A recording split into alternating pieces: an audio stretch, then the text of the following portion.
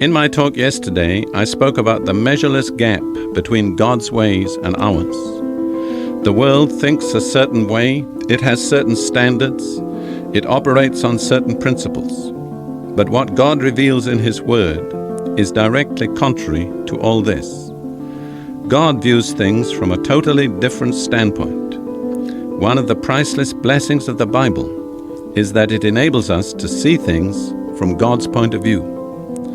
This applies to God's view of strength and man's view of strength. God's standard and man's standard are directly opposite to each other. This naturally leads us to ask, what is God's standard of strength? I believe this question is answered in one verse of Romans. Romans 15, verse 1. Paul says, "Now we who are strong ought to bear the weakness of those without strength, and not just please ourselves." When God first opened my eyes to see how He measured strength, it made a profound and lasting impact on me.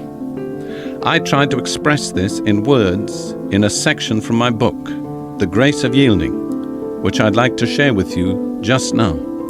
With reference to that verse, Romans 15:1, "Now we who are strong ought to bear the weakness of those without strength, and not just to please ourselves." This is what I wrote in my book.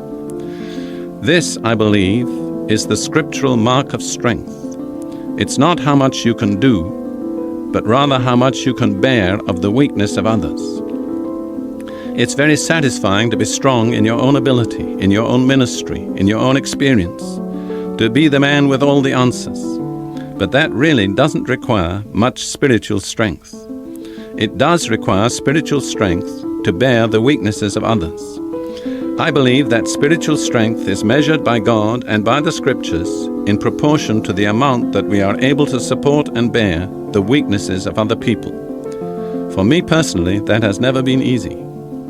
This is the exact opposite of the spirit of this age.